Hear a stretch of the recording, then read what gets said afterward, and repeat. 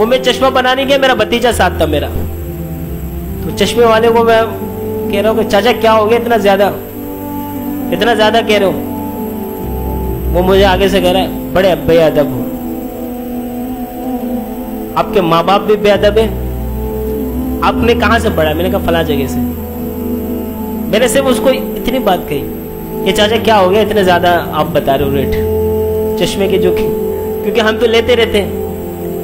تو اس نے آگے سے کیا کہا کہ بڑا بے ادب ہو، آپ کا استاد بھی بے ادب ہے جس نے آپ کو تعلیم دی، اور آپ کے ماں باپ بھی بے ادب ہے۔ تو میں ہنس رہا تھا، وہ بھتیجا کہہ رہا کہ چاچو آپ کو ڈانٹ رہے ہیں۔ میں نے کہا کوئی بات نہیں، سن لے،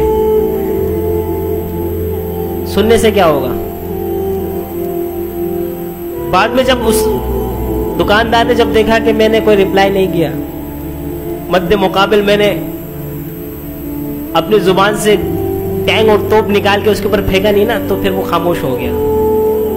پھر وہ میرے ساتھ اب سے بات کریں گے، دراصل آپ میرے سے یہ پوچھے کہ چاچا یہ اتنا، اس کا ریٹ اتنا زیادہ کیوں ہے، اس کا اتنا کیوں کم ہے، اتنا اس کا کیوں کم ہے؟ آپ مجھے بتائیں، میں آپ کو ہر کوالٹی کا دکھاتا ہوں۔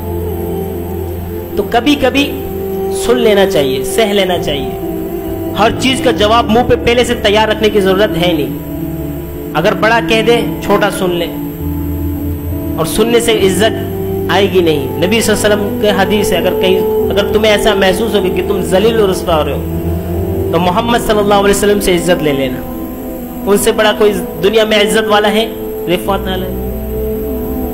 تو میرے بھائی دوستو بزرگوں، اللہ تبارک و تعالی ہم سب کو ادب سیکھنے کی توفیق عطا فرمائے۔ ادب کی بڑے معاشرے میں کمی ہے۔ آپ اپنے بچوں کو بڑے سے بڑے اسکول میں پڑھائیں، بڑے سے بڑے برانڈ کے کپڑے پہنائیں، کھانا آپ 5 اسٹار ہوٹل کا کھلائیں، روز کھلائیں، دبا کے کھلائیں، کھلا کے پیٹ بھر دیں، لیکن آپ نے ان کو ادب نہیں سکھایا۔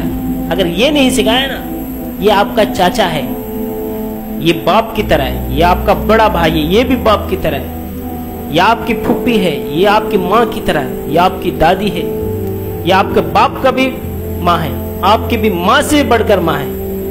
جب تک ہم یہ نہیں سکھائیں گے، اپنے بچوں کو بٹھائے سامنے اور بتائے کہ یہ ماموں ہے، یہ خالہ ہے، یہ چاچا ہے، یہ پھپھی ہے، یہ تایا ہے، ان رشتوں کی قدر و قیمت بتائے۔ ہم لوگ نہیں بتاتے۔ تعلیم دے رہے بھائی، اسکول صبح اٹھا کر کہاں بھیج رہے؟ اسکول بھیج رہے، جاؤ گدھے گھوڑوں کی طرح، جاؤ سب سیکھ رہے، تو بھی سیکھ، جاؤ تعلیم سیکھ۔ یہ ہے ہی نہیں تعلیم، ضلالت اور گمراہی ہے۔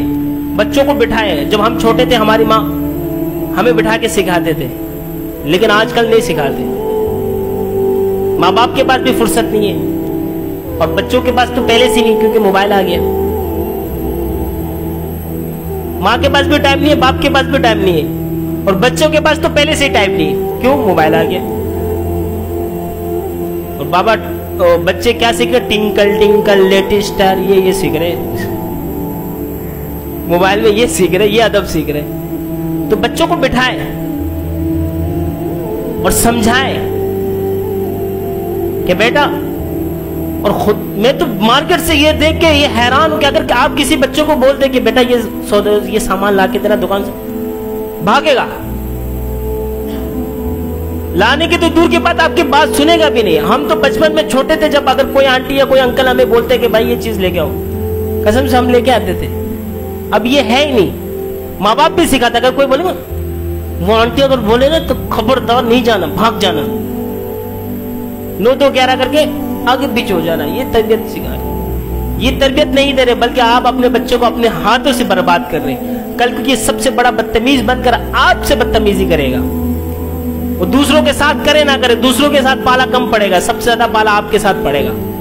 سب سے زیادہ آپ کا رہن سہن آپ کے بچے کے ساتھ آپ کا یہ ہے، وہ سب سے زیادہ بدتمیزی آپ کے ساتھ کرے گا۔ آج کل ہر بندہ یہی پریشان کہ اولاد نہ فرمانے، اولاد نہ فرمانے، اولاد نہ فرمانے۔ کیوں نہ فرمانے؟ ہم نے بڑے بڑے اسکولوں میں پڑھائے، یہ تعلیم دلوائے، یوں تعلیم دلائے، یہاں بھیجا وہاں بھیجا، دنیا جہاں کا علم دیا ان کو، لیکن کیا ہے؟ بدتمیز ہے، ماں باپ کا خیال نہیں رکھتے، بیوی بچوں کے پیچھے لگا ہوا، اپنے بوڑھے ماں باپ کا پرسان حال نہیں۔ تو ظاہر سی بات یہی ہوگا کہ انہوں کا آپ نے ادب نہیں سکھایا۔ ادب مارکیٹ سے شارٹ ہے۔ تو اللہ تبارک و تعالی ہم سب کو توفیق نصیب فرمائے، اور اپنے بچوں کو لے کے بیٹھے۔ یہ نہیں کہ صرف جمعے کے خطبے میں آپ مسجد میں آ کے جو مولوی صاحب سے سنا، نہیں، چھٹی کے دن ہوتا ہے اتوار کا دن, آپ اپنے سارے بچوں کو لے کے بیٹھے, بیٹوں کو بھی, بیٹی کو, بیوی کو بھی لے کر بیٹھے, مجمع لگا, تعلیم کروائے وہاں اور ان کو بتائیں رشتہ داروں کی قدر و قیمت. آج کل رشتہ داری تو ہے ہی نہیں, ہر رشتہ دار دوسرے رشتہ دار سے نفرت, عداوت, بغض, حسد. پتہ نہیں جنت کیوں اللہ نے بنایا. سب اعمال ایسے ہو رہے کہ جیسے لگ رہا ہے کہ سارے ہم لوگ جہنم میں جائیں گے. جنت اللہ نے اسی لیے بنایا کہ ہم جنت میں جائیں. جنت والے اعمال کریں گے تو جنت میں جائیں گے. اللہ رحیم اور کریم ہے, لیکن اللہ تبارک و تعالی ظالم بھی نہیں ہے, اور اللہ تبارک و تعالی بغیر انصاف کے چھوڑنے والا بھی نہیں ہے. فَأَمَّا مَنْ أُوتِيَ كِتَابَهُ بِيَمِينِهِ فَسَوْفَ يُحَاسَبُ حِسَابًا يَسِيرًا وَأَمَّا مَنْ أُوتِيَ كِتَابَهُ وَرَاءَ ظَهْرِهِ فَسَوْفَ يَدْعُو ثُبُورًا. یہ قرآن کی آیت جو ہے یہ جھوٹ نہیں بولتا. اچھا اعمال کریں گے تو اچھا ملے گا, برا کریں گے تو برا ملے گا. جیسی کرنی ویسی بھرنی. نہ مانے تو کر کے دیکھ, جنت بھی ہے دوزخ بھی ہے, نہ مانے تو مر کے دیکھ. اللہ تبارک و تعالی عمل کی توفیق نصیب فرمائے. وما علینا الا البلاغ.